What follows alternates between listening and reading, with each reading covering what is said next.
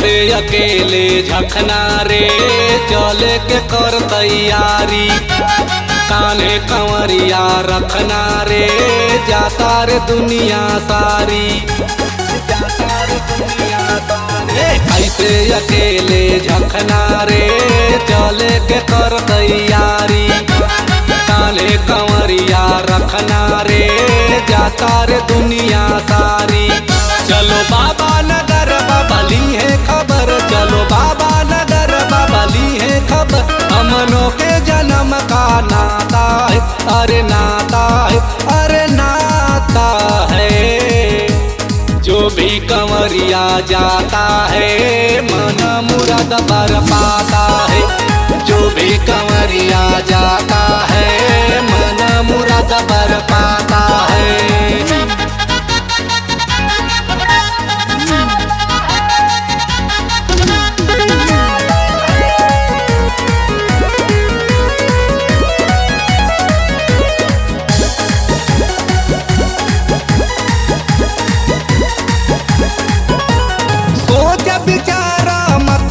भाई प्रभु शरणिया जाना है, पावन महीना पावन नगरिया बाबा पर जलवा चढ़ाना है, बाबा पर जलवा चढ़ाना है।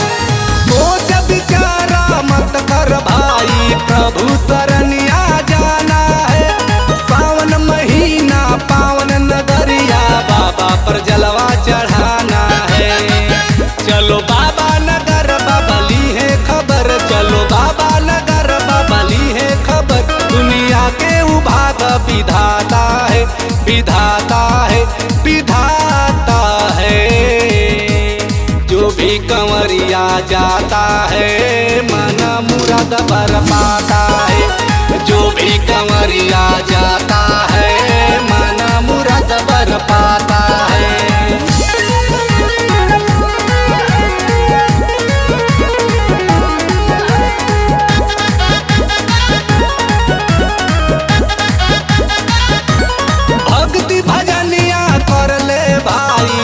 बन इतना नदान रे, अंत काल में माथा पकड़ के हो जाओगे परेशान रे, हो जाओगे परेशान रे।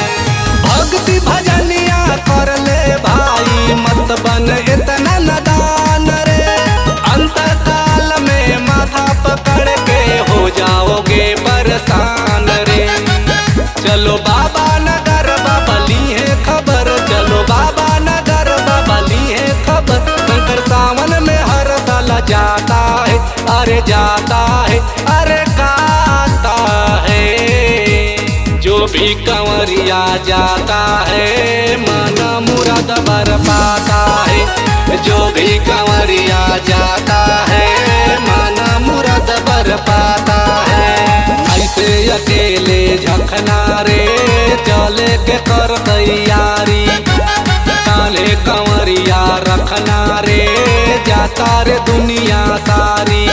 चलो बाबा नगर बाबा ली है खबर, चलो बाबा नगर बाबा ली है खबर। हमनों के जन्म का नाता है, अरे नाता है, अरे नाता है।